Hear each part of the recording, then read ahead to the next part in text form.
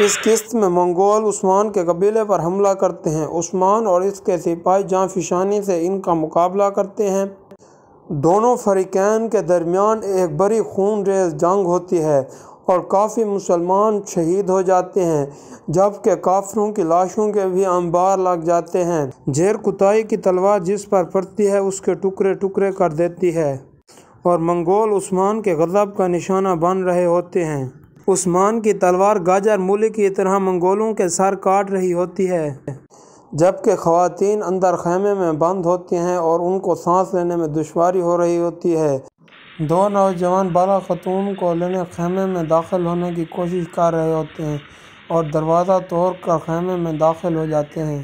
بالا خاتون نے خیمے کے اندر اپنی بیٹی حلیمہ کو اٹھایا ہوا ہوتا ہے۔ اسی دوران وہ اپنے اوپر لگے ہوئے تیر کو توڑتی ہے اور بچے کو لے کر خیمے سے باہر آ جاتی ہے۔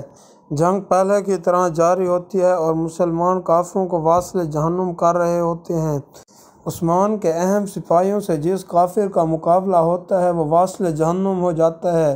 اسی دوران عثمان کے بیٹے کا مقابلہ ایک منگول سے ہوتا ہے اور وہ اسے قتل کر دیتا ہے۔ مسلمان عورتیں بھی کافروں سے لڑ رہی ہوتی ہیں اور بہادری سے ان کا مقابلہ کر رہی ہوتی ہیں۔ عثمان اور اس کے سپاہی کافروں کو جہنم واصل کرنے میں پیش ہوتے ہیں۔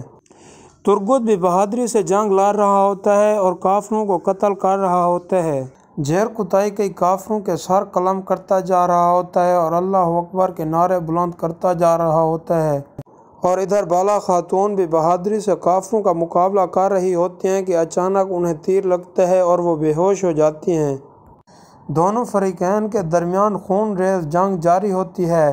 یہ سپاہی چھوٹا قد ہونے کے باوجود دشمنوں کی صفوں میں گھس کر ان کو قتل کرنے میں پیش ہوتے ہیں، اور ادھر عثمان کے دوسرے سپاہی بھی کافروں کا مقابلہ کر رہے ہوتے ہیں اور انہیں اپنے غضب کا نشانہ بنا رہے ہوتے ہیں۔ ہر ایک سپاہی اپنی جان کی پرواہ کیے بغیر کافروں کا جواں مردی سے مقابلہ کر رہا ہوتا ہے۔ اگر آپ کو یہ ایپیسوڈ پسند آئی ہو تو اسے لائک اور چینل کو سبسکرائب کیجیے۔